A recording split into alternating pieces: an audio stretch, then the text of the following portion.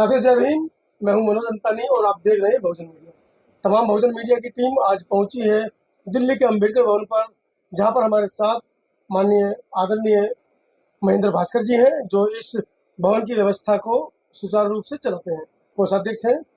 जानकारी लेने की कोशिश करेंगे। 9 अगस्त को बाबा साहब की प्रतिमा हटाए जाने के विरोध में दलित समाज ने दिल्ली के जंतर मंतर पर संसद घेराव का आह्वान किया है। उस पर इनकी क्या प्रतिक्रिया है? भास्कर जी, पहले तो आपका स्वागत, धन्यवाद। जय भीम साथियों, आपके चैनल को धन्यवाद करता हूं कि आपने हमें बोलने का मौका दिया। जो हमारा मैटर है, बाबा साहब अंबेडकर जी की स्टेचू, महात्मा गांधी जी की और भी महानुभावों की जो मूर्तियां पार्लियामेंट से बगैर किसी समस्या के इनको इधर से उधर किया जा रहा है, या तो उस जगह पर पार्लियामेंट ने कोई अपने कमरे बनाने थे या कोई और सचिवालय बनाना था, तो स्टेचुओं को वहाँ से हटा दिया जाता। तो हम सोचते हैं उन स्टेचुओं को हटाने का सिर्फ मकसद इनका कि बाबा साहब अंबेडकर जी की जो पार्लियामेंट पे इतने संघर्ष के बाद जो हमने मूर्ति लगवाई थी, आज से आज़ादी के कुछ ही समय बाद, जो हमारे महानुभाव चाहे केंद्रीय मंत्री थे, सांसद थे, जिन्होंने भी संघर्ष करके लगवाई थी, आज उसी संघर्ष को इन्होंने चकनाचूर कर दिया। हम लोग 9 अगस्त को पूरे देश के अंदर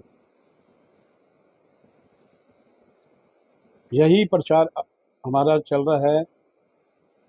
जुलाई से शुरू किया हमने कि आपने ये जो बाबा साहब की स्टेचू को हटाया या और भी महानुभाव पुरुषों की कोई वजह तो बताइए जी।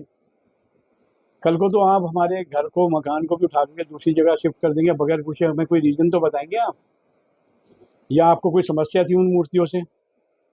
एक संविधान रचिए था कि स्टेचू इतनी अच्छी जगह पे लगी हुई है और आप उसको ऐसे बैकग्राउंड में डाल रहे हैं, क्यों? जी। तो हम एक जन आंदोलन करने की तैयारी लगी हुई है हमारी। 9 अगस्त के लिए पूरे देश भर से लोग आएंगे जंतर मंतर में, शांतिपूर्ण प्रोग्राम करेंगे और हम विज्ञापन देंगे प्रधानमंत्री जी को, राष्ट्रपति जी को और लोकसभा अध्यक्ष जी को कि ये किसकी अनुमति से मूर्तियां आपने शिफ्ट की। क्या कोई वहाँ पर कोई समस्या थी? तो आप समाज से या समाज के होनहार लोग, हमारी रिजर्व सीटें भी 128 के करीब हैं पार्लियामेंट में, या आपने वहाँ क्वेश्चन उठाया होता कि हम ये करने जा रहे हैं, तो किसी भी काम को करने के लिए पहले पूछा तो जाता है। जी, चर्चा होती है दोनों सदनों में चर्चा होती है, या जो लोग मौजूदा होते हैं उनसे बात की जाती है। आज हम भी अगर किसी के मंदिर को या मस्जिद को या गुरुद्वारे को उठा करके एक साइड पे करना चाहें तो नहीं कर सकते। तो उस प्रतिभा के बारे में तो कहा जाता है कि वो सरकार ने नहीं लगवाई थी, उसको लगवाने के लिए बहुत बड़े बड़े आंदोलन दिल्ली में हुए। जब देश का संविधान भारत रत्न बाबा साहब डॉक्टर भीमराव अम्बेडकर जी ने लिखा, जैसे आपने राम मंदिर बनाया जी, राम की जगह है तो राम का ही मंदिर बनाना, भोलेनाथ का तो नहीं बना। बिल्कुल।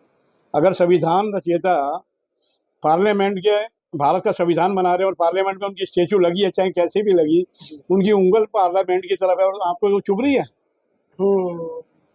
पार्लियामेंट की, अगर वो सामने उंगली के इशारे से उनको डर गए भाई। अभी तो आपको मालूम है, आप कह रहे थे 400 का आंकड़ा पार होगा। अगर आप ऐसी आप काम करते रहे, जैसे कांग्रेस की दुर्दशा हुई, 40 सीटों पर रह गई, ऐसे आप भी अगली बार 40 पर रह जाएंगे। अगर आप अच्छा काम कर रहे हैं तो पब्लिक खुश होगी, समाज खुश होगा, चाहे कोई भी वर्ग हो। जब आप किसी के भगवान को, ये हमारे भगवान है जी, ये संविधान निर्माता ही नहीं, हमारे भगवान है, जिसको उठा करके आपने दूसरी जगह पे करा, हम इसको बर्दाश्त नहीं करेंगे। 9 तारीख को हमारा शांतिपूर्ण धरना है जंतर मंतर पे, लाखों की संख्या में हम लोग आएंगे और पीसफुल करके विज्ञापन देंगे, जो हमने अभी पहले भी बोला, यही हमारा मकसद है। प्रतिमा का तो मामला अभी ठंडा नहीं हुआ था। दिल्ली से सटे उत्तर प्रदेश में एक फरमान जारी किया गया है जो कांवड़ यात्रा के दौरान जो फल के ठेले हैं या जो दुकानें लगी हैं या जो खाने पीने का सामान है, वो जो लोग बेच रहे हैं, फरमान जारी किया गया है उत्तर प्रदेश सरकार की तरफ से कि वो अपनी जाति और अपने नाम उन ठेलों के सामने लिखेंगे। इस पर क्या कहना? मैं इसके बारे में आपको क्या बताऊं, ये आप यूपी की बात करें तो मध्य प्रदेश में भी हो गया है जी। ये तो मध्य प्रदेश में भी लागू हो गया है कि भाई अपनी अपनी दुकान के आगे ये लगाइए। कल को मतलब कहीं ना तो कहीं देश को धर्मों में बांटने की कोशिश की जा रही है। देश को धर्मों में नहीं, कल को ये हमारे को भी कहेंगे अपने घर पे तख्ती लगाइए, आप चमार हैं, जाटव हैं, क्या बनी है, ब्राह्मण है, क्या है। ये तो अभी तो ये शुरुआत है, दुकानों से, व्यापार से है, फिर हमारे घरों पे होगी ये चीजें।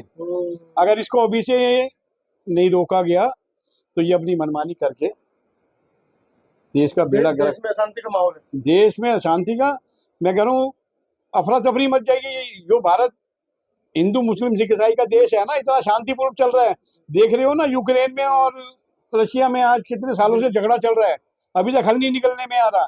अगर यहाँ पर ये हिंदू मुस्लिम का करेंगे या सिख किसी का भी करेंगे तो क्या हाल होगा देश का। इतनी मुश्किल से इस देश को शांति मिली है। बाकी आपने देखा होगा 84 में भी कितना बुरा हाल हुआ था हमारे भाइयों का है। तो हम ये चाहते नहीं कि ये गंदगी यहाँ पर हो, इसलिए हम चाहते हैं कि शांतिपूर्वक ये काम हो जाए, मूर्ति जहाँ थी वहाँ की वहाँ लग जाए। बस हमारा यही अनुरोध है आपसे, आपके चैनल के थ्रू उनको वहाँ तक हमारी आवाज़ जाए कि हम आपसे हाथ जोड़ कर रिक्वेस्ट करते हैं, जहाँ मूर्ति थी वो वहीं रहनी चाहिए। कल को ये ना हो कि कोई उजड़ंग हो बुजड़ंग हो, उसके बाद में तो फिर बहुत कुछ होगा अगर ये कहना नहीं माना गया। बिल्कुल।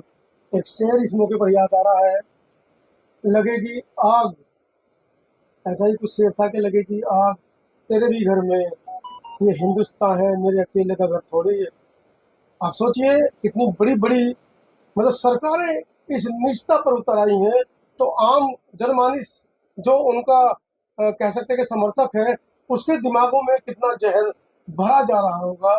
इस पूरी बातचीत के बारे में आपकी क्या प्रतिक्रिया है, कमेंट सेक्शन में जरूर लिखें।